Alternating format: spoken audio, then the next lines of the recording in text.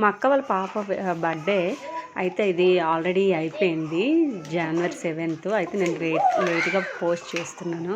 అయితే ఈ డెకరేషన్ అంతా మా అక్క చేసింది. ఆల్రెడీ దీనికి కావాల్సినవన్నీ బెలూన్స్ అవన్నీ తీసుకుంది. అయితే ఈ బెలూన్స్ మనం ఈజీగా ఊదకున్నా ఏం చేయాలంటే దీనికి మిషన్ ఉంటుంది కదా, తను అది తీసుకుంది. ఇంకొకటి ఈ బెలూన్స్కి స్ప్రే ఉంటుంది. ఆ స్ప్రే కొడితే మీరు చూస్తుంటే ఆ బెలూన్స్ చాలా షైనింగ్గా ఉన్నాయి కదా. ఆ స్ప్రే కొట్టడం వల్ల ఆల్రెడీ అది షైనింగ్ బెలూన్స్ ఇంకా బాగా షైనింగ్ వచ్చింది. మా అక్క వాళ్ళ పాప నేనే డెకరేషన్ చేశాను. తన జడ కూడా నేను యూట్యూబ్లో చూసి వేశాను.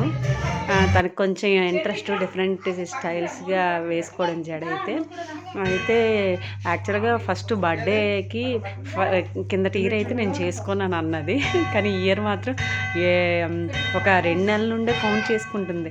ఎప్పుడు వస్తుంది నా బర్త్డే, ఇన్ని రోజులు ఉంది. యాక్చువల్గా పిల్లలందరూ అంతే. ఆ రోజు బర్త్డే అయిపోయిన తర్వాత నాకు చాలా గిఫ్ట్లు వచ్చాయి కదా, నెక్స్ట్ ఇయర్ నాకు చేయొద్దు అంటారు. మళ్ళీ వచ్చేసరికి బర్త్డే దగ్గరకు వచ్చేసరికి నాకు ఎలా అయినా బర్త్డే చేయాలమ్మా, అందరూ చేసుకుంటున్నారు, నా ఫ్రెండ్స్ వీళ్ళు వస్తారు వాళ్ళు వస్తారు అని చెప్తూ ఉంటారు. అయితే తిని కూడా అంతే. పోలే ఇంకా మేము కేక్ అయితే దగ్గు జలుబు చేస్తుంది కదా, మామూలుగా కేక్ తీసుకొస్తామంటే తను ఫస్ట్ ఓకే తీసుకురా అనేది. తర్వాత అయితే చూడు వీళ్ళు ఏ కేక్ కట్ చేసుకున్నారు, వాళ్ళు ఏ కేక్ కట్ చేసుకున్నారని అవన్నీ ఫొటోస్ చూపిస్తూనే ఉంది. తర్వాత మా అక్కకి అర్థమైపోయింది ఇంకా ఇది ఒప్పుకోదు, దీనికి కేకే కావాలని. మొత్తం మంచిగా చేసి కేక్ దగ్గర మళ్ళీ ఎందుకు తను ఫీల్ అయితే ఇంకా మొహం అంతా మార్చేసుకుంటుంది అనేసి ఇంకా కూల్ కేకే తీసుకొచ్చింది.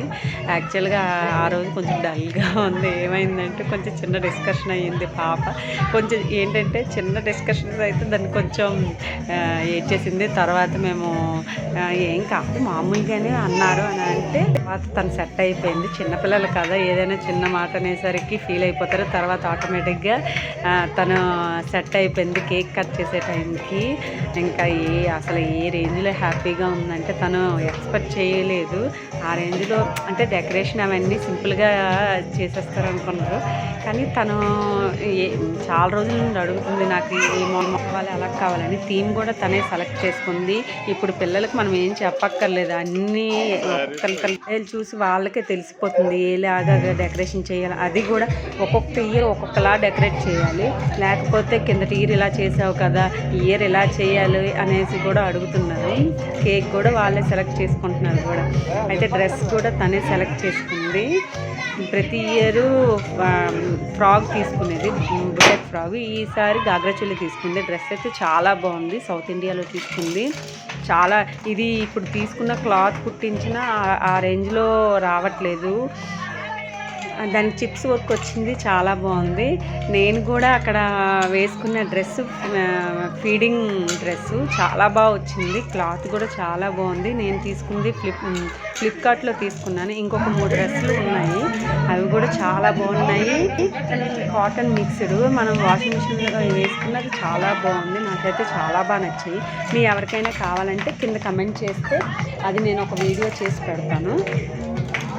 ఇంకా ఆ రోజంతా బర్త్డే హడావిడి జరిగింది. ఆ బర్త్డే అయిపోయిన తర్వాత పిల్లలందరినీ కూర్చొని పెట్టి మేము స్నాక్స్ అవన్నీ పెట్టేసిన తర్వాత నా డ్రెస్ చాలా బాగా కనిపిస్తుంది వీడియోలో అయితే. ఆ డ్రెస్ చాలా బాగుంది. పిల్లలందరినీ బర్త్డే కటింగ్ అయిపోయిన తర్వాత కేక్ ఇంకా వెయిటింగ్ పిల్లలందరూ. ఇంక మేము అందరినీ కూర్చొని పెట్టి పిల్లల్ని ఒక్కొక్కరిని వాళ్ళకి స్నాక్స్ అవన్నీ కేక్ కట్ చేసేసి అవన్నీ ఇచ్చాము. ఇంకా మిగతా వాళ్ళం కొంతమంది ఒక్కొక్కరి చేత ఒక్కొక్క ఫోటోలు తీయించుకొని పాపకి హారతి ఇచ్చాము. ఒక్కొక్కరు హస్బెండ్ వైఫ్ వచ్చిన వాళ్ళు పిల్లలకి ఫోటోలు తీసుకున్నాము. ఇంకా పాప కూడా ఫుల్ ఎంజాయ్ చేసింది. అసలు ఏ రేంజ్లో అంటే ఇంకా ఫుల్ హ్యాపీ ఆ రోజంతా. ఇంకా అది అయిపోయిన తర్వాత మేము డిన్నర్కి ఇంకా రెస్టారెంట్కి వెళ్ళిపోయాము. పిల్లలు ఒక్కరు కూడా ఉండట్లేదు అసలు. ఒక్కొక్కరు అయితే వాళ్ళని ఆపడం చాలా కష్టం. కేక్ ఎంతసేపు అయినా వాళ్ళ నోట్లో పెట్టేలోపు తీసేసుకోవడానికి రెడీగా ఉన్నాను. మా బాబాయ్ ఇంకా తనకు పెట్టమంటే వీడి నోట్లో పెడుతుందా లేదని ట్రై చేస్తున్నాడు. పెట్టగానే ఆడికి కూడా పెట్టమంటే అప్పుడు పెట్టింది. వాడు వెయిటింగ్ ఎప్పుడు పెడతారా కేక్ అని.